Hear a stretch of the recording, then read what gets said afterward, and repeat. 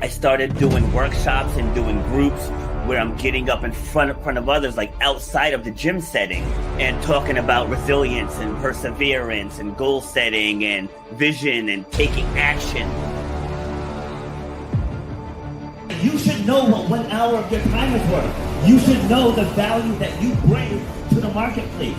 You know what your passion is.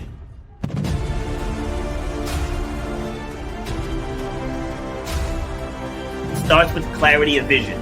If you don't have the clarity of vision, whatever next thing you get, you're not going to see it through because you don't have the clarity of vision.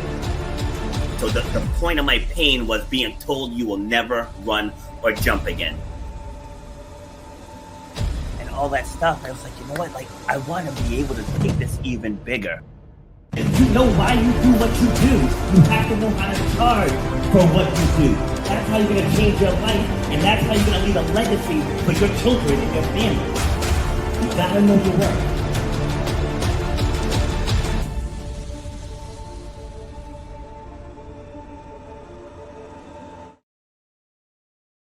Happy Friday, ladies and gentlemen. I am back with episode number 352 of Shut Up and Grind, where we're all about overcoming obstacles, defying the odds, and helping you clear whatever's blocking the path to whatever success you want in this lifetime. So with each episode, I bring guests on from all over the world.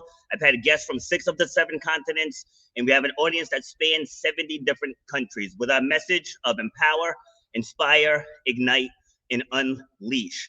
So it's all about you. So I share stories, my guests will share stories, but it's about you. What is it that you're going through that either keeps you watching this show or keeps you, or is going to keep you through each episode that you tune into?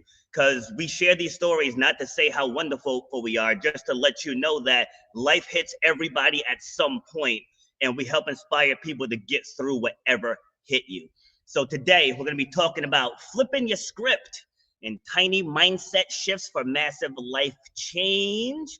And helping me have this conversation is Chrissi. And Chrissi opens up about the exact moment she realized that our greatest obstacles aren't external, but the stories we tell ourselves. And she walks us through the simple science-backed practices she uses to reframe limiting beliefs and build unshakable confidence. Let's welcome Chrissi to the show. How we doing? Hello, doing great. Thanks for having me. Super excited to be here. Awesome. Where you joining me from? I'm in New York City. New York I'm City. in New York City. It is beautiful out today. Yes, awesome. Yeah, here too. I'm in Rhode Island. It's very, very nice. But all right, so I want to make sure we get you out of here right at 12:45. So let's dive right in. And why don't you tell us a little bit about yourself and how would you describe yourself? Absolutely. I love the question. I am Chrissi. I'm originally from Munich, grew up in Germany, then came to the US. And I think like that move globally puts it into a nutshell in what I stand for and what I am. I think I'm incredibly adaptable to changes. So like I love to just immerse myself into different cultures, different obstacles to really grow those muscles and develop a new personality in a way. So I think I'm all about just trying to level up, like mindset shifts, like all the small things we have in our control every single day, because all of those small shifts do add up. So I love that. And that's my biggest passion. Love it. So what was it like making the transition from Germany to here? It was exciting. It was big. It was challenging. It was a really big change in the beginning. So like when I first moved, I wasn't allowed to work for about 10 months and I didn't know anybody. I didn't have any friends. I didn't have like any community, really like anybody at the time. And I was in a brand new city, brand new country. Everything is different. Had to do all the licenses again, had to do the driver's license, like all the things kind of like starting over. But it made me aware of how quickly we can adapt to situations. And even if everything is different, we still bring ourselves and our adaptability and our personality. So it was really exciting. And I never looked back. New York City is the place to be and it's home. Great answer. So you said quickly adapt, right? So when you got here, how was that process for you? It was definitely one step at a time. Like in the beginning, I joined gyms to kind of like meet people. Then from there, I was like, okay, what businesses do I really want to go into where do I really want to take my career after university. So I tried out a lot of different things just to meet people. I would go to meetups, like get out of my comfort zone. So I think like one step at a time was the biggest thing I always fell back on, because I'm like, okay, tomorrow is the next day. Today is like this opportunity to kind of like put one foot in front of the other and just keep going. See, and this is why I don't do scripted shows, because like I usually dabble into the childhood, but I think like being from this country, so many people put like self-imposed roadblocks on them. So you come in here from another country and having the mindset of where do I want to take my career? You know, so how did you develop that mindset? I think I always had it in me. Like, I'm very curious. I like to understand how everything works. Like, let's say like I go into a bar and I want to know like how does the cooling system work? Like how often do they restock the beverages? Like when does the supply chain come in? Like, I like to understand everything. And I feel like I'm very inquisitive when it comes to all kinds of businesses. I really want to understand how it works. So I'm very open-minded and want to see where can I learn the best skill set I need right now to prepare me for the next step in life. So I'm very open in that. And yeah, I think it's just that inquisitiveness I was born with. I was lucky enough to have that in the griddle, I think. I love that. And you also said, what skill set can I learn? Right? How do you help other people get that level of self-awareness? I think it really is I found personally for myself, it is very important to always analyze like what is working right now, what makes me happy, what fulfills me, and what is not working. And that comes also with the background. Like, I worked myself up on a corporate ladder. Like, I was super, super successful in marketing and brand strategy for all of the major beauty brands here in New York City until I burned out. I hit rock bottom. I was like completely like I couldn't speak anymore. I couldn't walk anymore. So I was like, I guess I learned a lot. I have the skill set it takes to be here at my age, like being the youngest, having all this responsibility. But I quickly realized, okay, I need to develop another skill set to really become like my best, healthiest, and most fulfilled self. And then I realized, okay, I really have to develop more, like tapping into me personally, listening to what my body is telling me, what the universe is telling me, and really like listen to that. Because I think I was very driven when I first relocated from Germany to the US. I was very driven by that superficial success, by that, hey, you have to be like busy all the time. You have to be super successful. You need to have all responsibility. And I love that. I'm a Capricorn. I'm very like go-getter. Like, I want to do it all. I want to manage it all. I want more all the time. And I want to learn as much as possible. So I want to go high as fast as possible. And I did that. I loved it. I like loved my job and everything until my body was just like, okay, like you have to stop. You need to do something else. It was kind of like speaking to me. It was very interesting because now in hindsight, I'm looking back and I'm like, oh, this was the skill set I have now.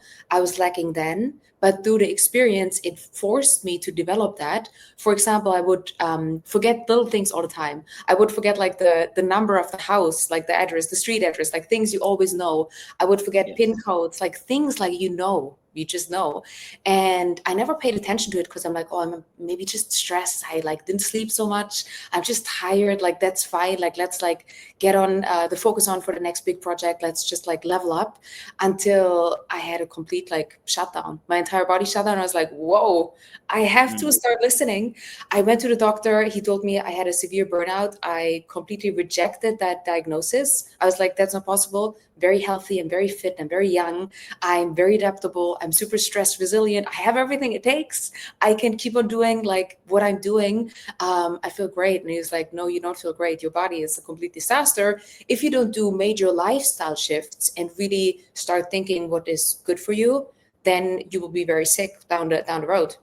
So I took that to heart because I realized I couldn't process emails anymore. I couldn't read anymore, like all the things like I physically didn't function. So I was like, okay, I need to do something else.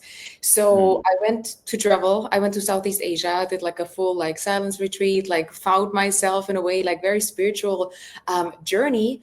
But that really brought me closer to really tapping into myself and like shifting the focus from the outside validation, from the outside superficial success, to really listening to myself. Where am I in life right now? What do I need? And what do I need to learn to get there? So I think just that reshift from listening to myself really was helpful at the time and needed. So that's why I'm here where I'm here now. Love it. So first and foremost, I love your accent. Thank you so much. I All right. appreciate it. So how did you navigate the Mhm. burnout? Like what made you go get checked by a doctor, or was it just a routine physical and it came up that way?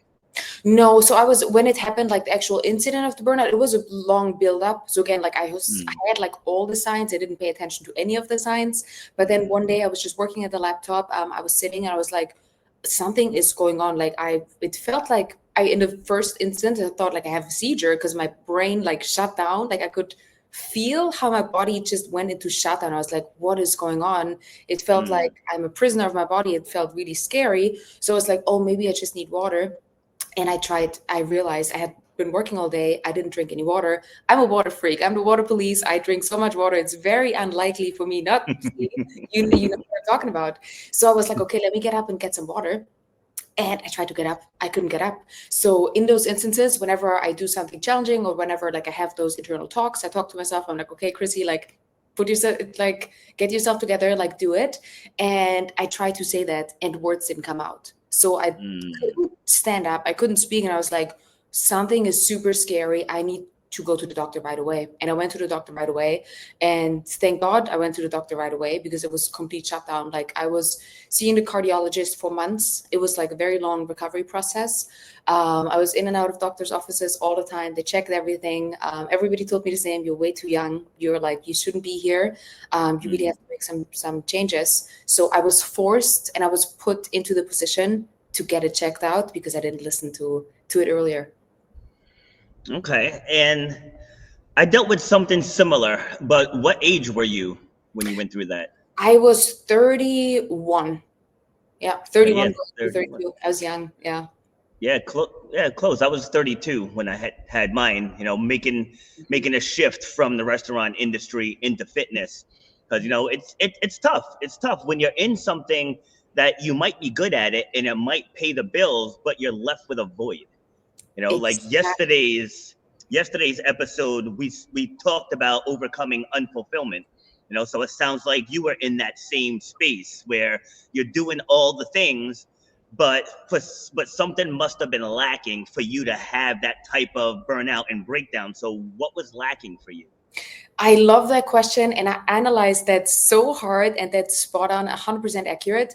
I think what it was for me personally, I love to see people win. And in my position, Mm, marketing and brand strategy, I saw companies win all the time. Like I saw them be like super profitable, make more money, ramp up sales, like really like grow business, take it international.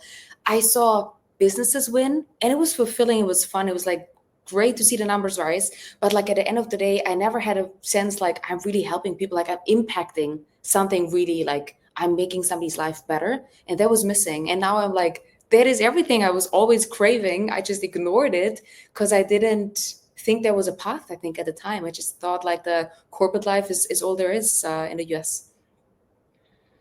I absolutely love that. So I'm pretty busy myself, but on the side, like I help people Mhm. with with the stories that they tell themselves, and that's huge because I thought the same thing because I dropped out of college. So with me, I'm 50. So growing up, they tell you if you don't get a college degree, you're gonna end up pumping gas or flipping burgers and all this other stuff. So I let that creep in. I didn't know what I wanted to do. So like I'm not gonna go into all this loan debt and end up with something that I'm not gonna use. And I Mhm. knew in the back of my mind, well, actually, first and foremost, I wanted to be on TV in some capacity. I wanted to be on TV until I realized how crazy a lot of celebrities go. So I was like, maybe I don't want that life.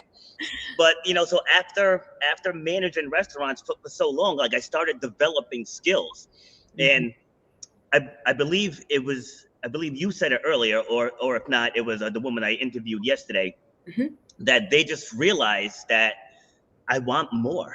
It's like I want more. It's like I know that there's more that I can offer to the world than just teaching people how to become better cooks and become better servers. I Mhm. mean, those people are needed, But I knew for me personally, it's like, yes, I'm making money. I have a house, I have kids, I have cars, but it's like I was coming home every day just unfulfilled, and that feeling sucks. you know. So when you made the shift towards what you're doing now, what were the first couple steps that you took to help move in that direction? Mm-hmm. I think first I realized I always thought my skill set is something everybody has. Like that was my kind of like blueprint. I was like, anybody like can do what I'm doing. Like that was the story I used to tell myself. And then I Mm, realized, whoa, like I did a lot very young. Like I didn't realize that it was um outstanding, I guess, like for just the age bracket, not to like be like super cocky about it, but I'd never like paid attention to that. I was just like, okay, like I want to do more. Like I'd never like stopped to mm, look back. So I was like, okay, I think there's something I'm learning through this process. There's so many things I'm learning through this process. This is what I needed to hear, and nobody had told me. I want to spread that message to help people in a similar situation to realize like there's actually skills you can train yourself and like apply those to feel better, to go through that, to like be better. So I was like, okay, how can I share the message? Let me just find people who struggle with a similar thing I struggled with and do yes. one-on-one coaching, like help them, like really talk through things. And that completely opened my eyes because everybody was like, I never thought about that. Like the way you reframe things, like I had never thought that as a possibility. Like I don't think I ever thought about that before. And I was like, I think this is really helping. That I saw it really helping. People really like applied the things and completely changed their mindset and shifted in a more positive light. And I was like, this is really impactful. This feels good. This is filling this void. So that was a really good feeling. Yes, absolutely. And to piggyback on that, so Hmm. my father passed away in 2019, I'm sorry. and see, no, no, right? It's a good thing, right? It's a good thing because death is a part of life, and That that's is one true. thing, right? That's one thing that a lot of people don't want to come to grips with. So it's like he was 79. He had seven. I'm the youngest of seven. Okay. Like they moved out of the inner city. They moved up here into Rhode Island, into a rural area, house, lot of land. Like he had a really, really good story, and he died right before COVID. He died in November of 2019. So we all got to be there. He had three generations around him when Wow. because we had to end care. So like we watched him take his last breath. But now you have a decision to make. Like you can let that moment hurt you, or Mhm. you can find the teachable moments in what he left behind. That You is. know, so so I just wanted to illustrate your point about the power of reframing. Hmm. Because like my brother ended up going down kind of a darkish path, just more just like depression. Like he wasn't suicidal or anything. Like Hmm. but he just went down a dark path for a good couple years. He was just in that state of denial. And my nephew too as well. Whereas I quickly shifted to a place of gratitude. Hmm. You I like know, that. Hmm. Yes, because like I said in my intro, life's gonna come for everybody at some point. Hmm. It's like nobody gets through it completely unscathed. And what you do is you share what you went through, and you share the hows. People get stuck on the what. Like what happened to you doesn't matter. How did it not break you? And And we how help did it make you people get to stronger? that point. I Say love that say that again. how does it make you stronger, like also like the Yes. reframing, like to piggyback on that and go one step further, like it happens for a reason. And I think also Mm, like you said beautifully right now, like when life and death, it's part of the circle of life, but we don't believe that. Like we think we have forever, like we think we have unlimited mm. resources of time and we can do all the things we always want to do. But the realization when we lose somebody, when we lose loved ones, usually that is when everybody starts reflecting. They're like, wow, it really is, there's an end point, like we don't have forever. And then people reflect and like go in different directions. But I think what you just said, like changing gears and changing gears quickly, is a superpower in those instances, because the earlier you can shift and the earlier you can learn something and take it into a positive direction, the better you are equipped for life. So whenever something bad happens, I feel the same way. I'm like, okay, like no matter what it is that just happened, there is something positive about it.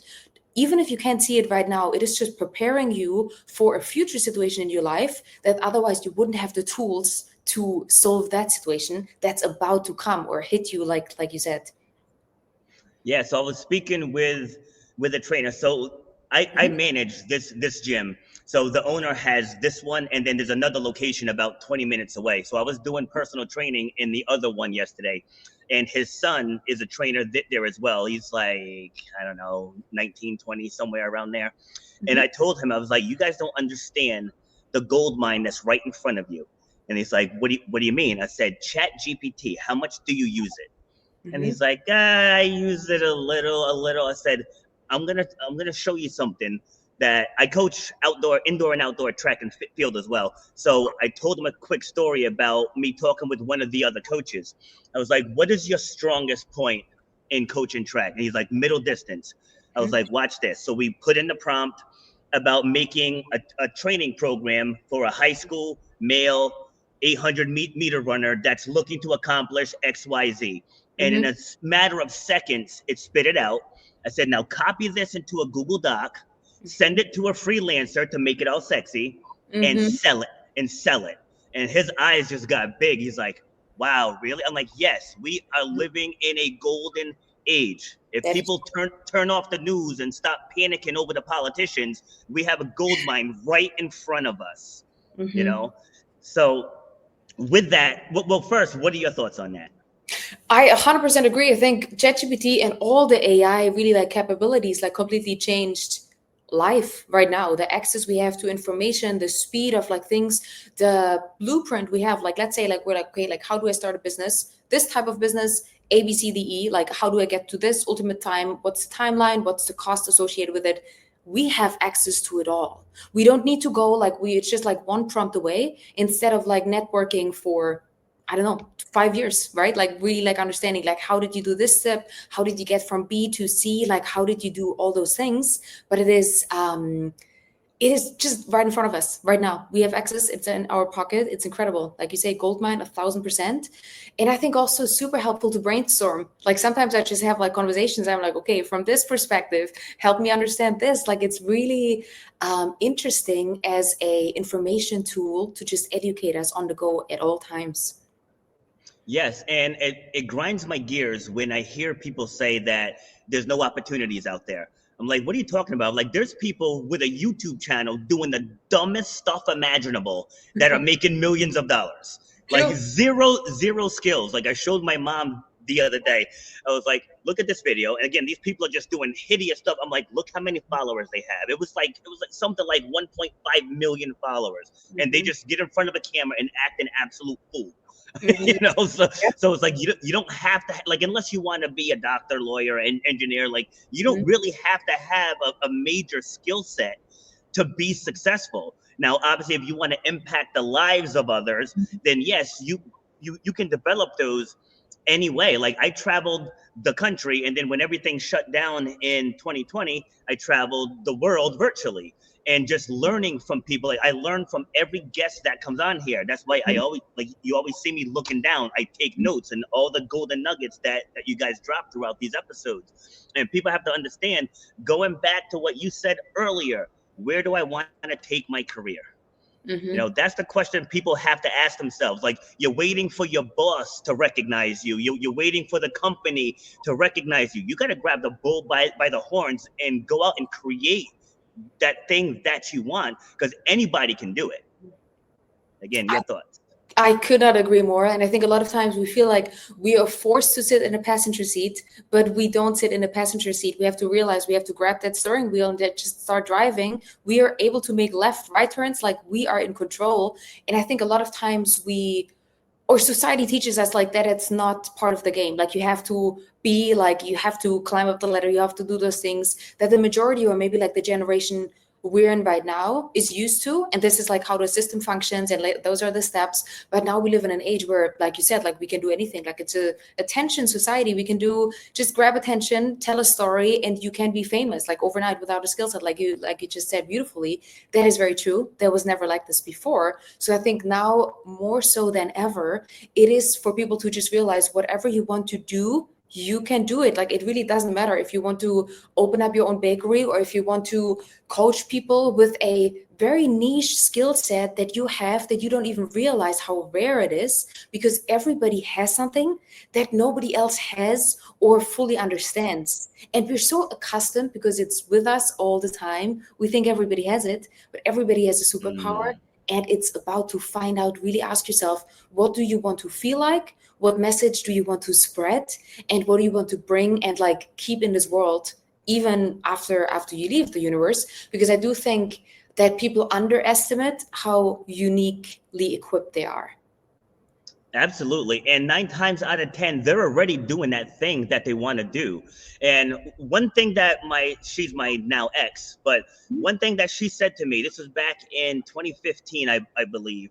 I was at the gym. I remember I came home. I was a little annoyed, and I don't annoy easily. You know what I mean? Like I can go right through fire, and like life is good. But I was just annoyed because people were just not into it. They weren't pushing themselves. They were taking longer breaks. They were quitting before the round was over. And I was like, these guys were in rare form tonight. I was like, I can't do that. I have one speed.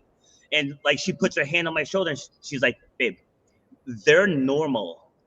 She's like, not everybody thinks like you. Right. Exactly. And I had to actually step back and soak that in. Like, it's not like a cocky thing. I'm better than everybody else, but my way of dialing in is just different than other people's. Like, and I wasn't identifying with that, because if you present me with a task, I go all in till the task is done. It's like Yeah. that's just how it is. But for people looking to make that pivot, like I said, they're probably already doing what they were doing. When I knew towards the tail end in the restaurant that I'm not going to do this much longer, I'm like, but what am I going to do? And I was looking into other industries, and then I went back to younger me. Well, like, you wanted to perform, and you're an athlete, and so I just started training people, and then and that wasn't even like the final answer. It was just something that I enjoyed doing, and then it just started to grow. Just organically. Like, I really wasn't pushing. It just started to grow. People started telling people who started telling people. The Yes, next thing you know, we're doing a ribbon cutting on a 5,000 square foot facility. that's incredible. It's Yeah. like, wow. So like I tell people, it doesn't have to be perfect. Just get started. Once you get started, then you can upgrade. Like, people love to see the upgrade. There's nothing worse than dropping $100,000 on a gym and you have no clients. So when we had that ribbon cutting, we were like 150 clients deep already. So we were profitable right from day one. So let's kick it back to you.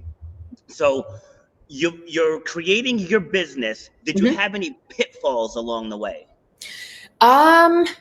I think the biggest one was definitely my self-doubt in the beginning, because again, like you just said, like what you and your ex were discussing, like you thought it's normal. It's like the mindset everybody has. It's your unique mindset, but you thought like everybody has it because I have it. What were they doing in there? But at the same time, I think like to realize that what we have is so unique and so like helpful to others, and to just start doing it. Like you just said, it doesn't have to be perfect. Just start.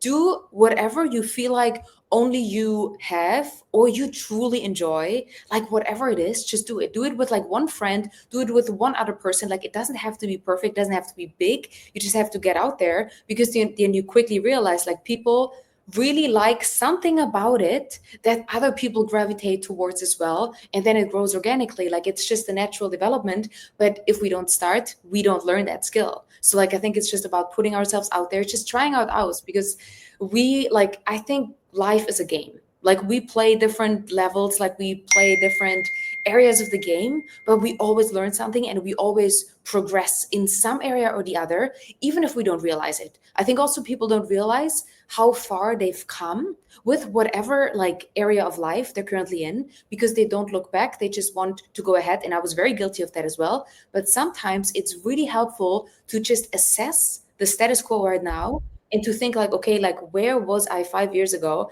And then we realize, wow, like where I am right now, that was like a childhood dream. Like I wanted to do X, like now I'm physically like doing it. I'm like learning it. I'm spreading the message. And that's such a beautiful realization that I think everybody can have. It's right in front of you. Just do whatever makes you feel good, whatever makes you happy, whatever fulfills you, even if there's no audience, even if there's nobody, even if it's just yourself, if it's one person. That's the perfect start. Just do it. Do it for yourself. Absolutely. So I'm an avid obstacle racer. Although Hmm. like the last 2 years I've been battling some injuries, so I haven't done as many as I would like. But Okay. I remember I was doing a race because I typically go with my gym clients, and when you go with a group, you can only go as fast as the slowest person. So Hmm. every now and then I'll get to run them solo, and I was like, all right, you know what? I'm gonna push it today. And Hmm. so I'm towards the end of the race. I'm on a really good pace, and there's a woman at the rope climb, right? It's a 20-foot rope climb. And I could tell she's kind of sobbing. So, like, I run by, I go, I do mine, I ring the bell, I come back down, and I started to run away. And then coach mode kicked in. And I went back, and I was like, what's going on? Hmm. And she's like, I can't do this. She's like, I've never been able to do this. I'm like, well, do you know how to lock in? And Hmm. she's like, no, I was never taught. So I showed her how to lock in. Hmm. And so she starts going and she comes back down. She's like, I can't do this. I'm like, yes, you can. I'm like, Hey. you're alive. I said, you're just afraid. I said, stare that fear in the face and get up there and ring that bell. And Hmm. so she locks in. She gets about halfway and she just screams. She's like, ah! I'm like, keep going, keep going. So she goes Yes. up a little bit more and she screams again. She's like, it hurts. I'm like, then get a reward for the pain. I was like, don't go through the pain and quit. Like, True. go through the pain and ring the bell. Make So it she, worthwhile. Yes. yes. So she gets all the way up. She rings the bell. She comes down. Now she's bawling. And she's like, can I hug you? I was like, yes, you can. So it's like, I ended up missing my goal time, Hmm. but she will never ever forget that moment, and neither will I. Because like Yes. she found me in the festival area afterwards, Hmm. and she was like, again, she's like, thank you so much for that. She's like, I've never done that. I've always been too afraid to try, and Hmm. you having that level of belief in me. She's like, and you don't even know me. Like, and you don't even, and that's the beauty of what we do, is watching people have that aha moment, So and true. yeah, and it's not about me doing it, it's about her finding the courage to get up there and do it.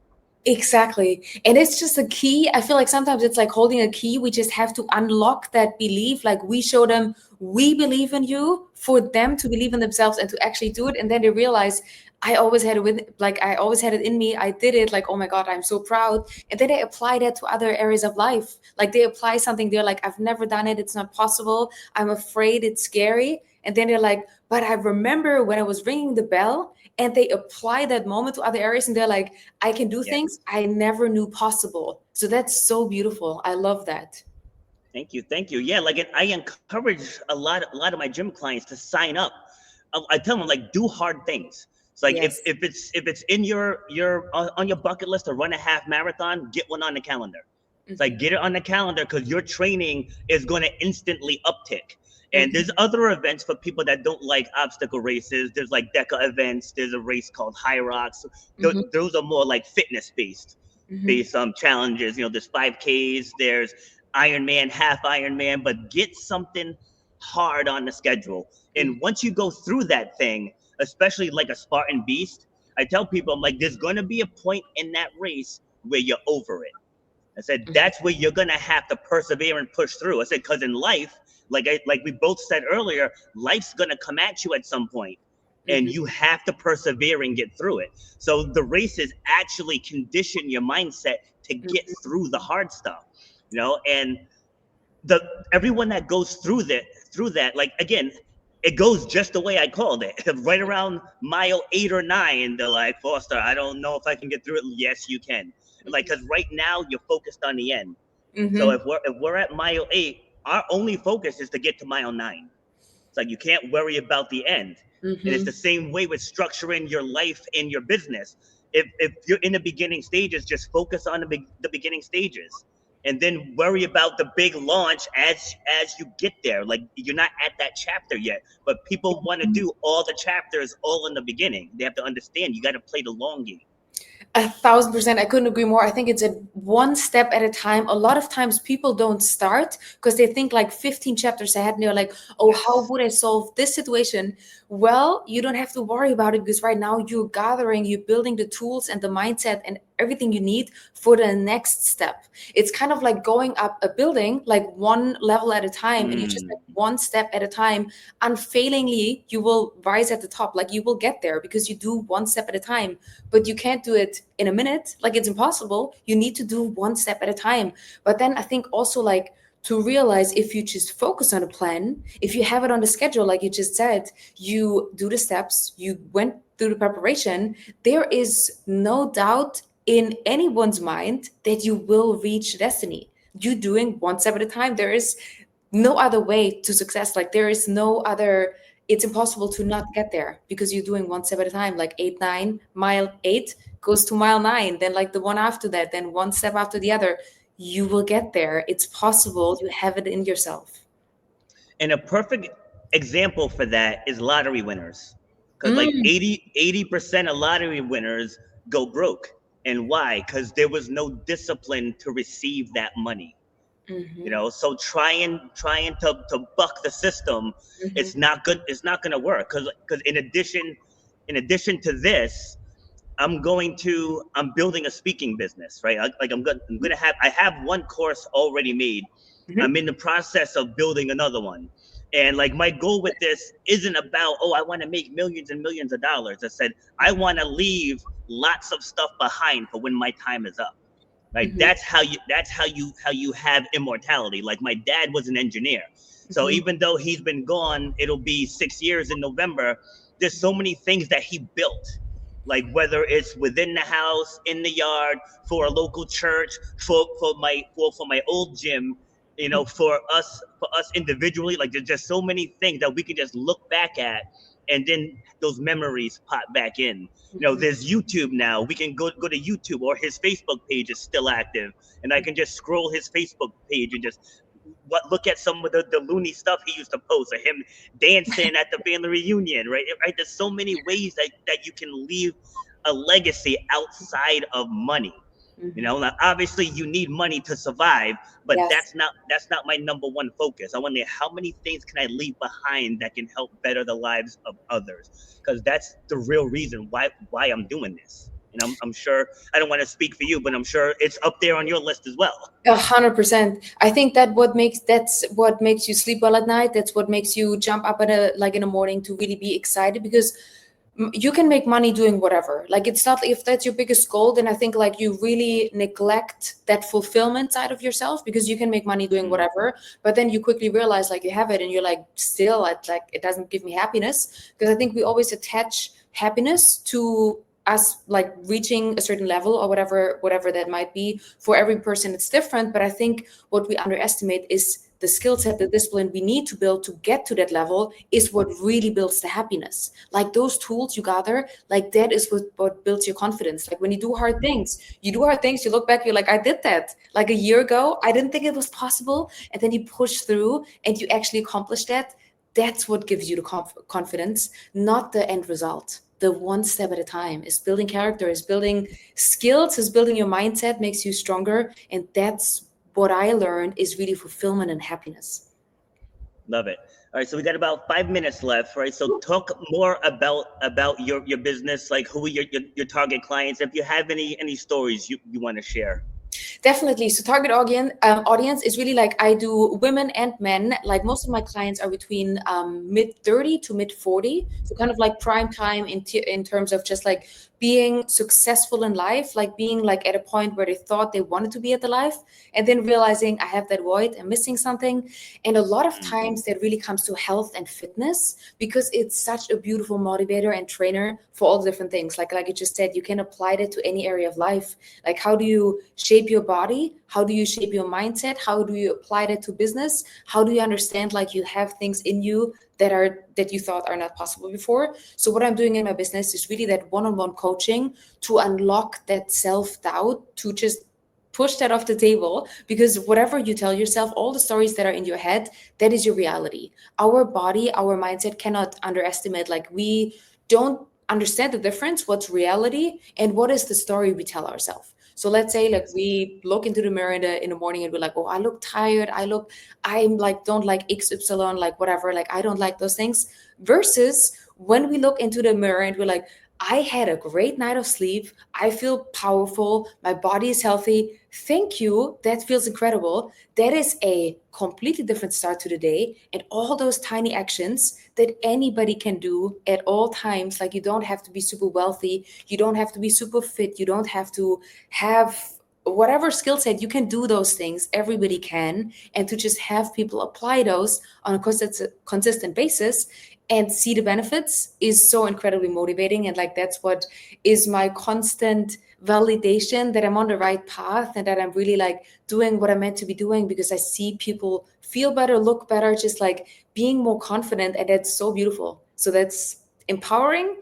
And again, like I tell people all the time, like, no matter what it is, tell me the end destination, and then we break it down to a journey path. Like, this is the timeline, and one step at a time, you will get there, no matter what the destination is.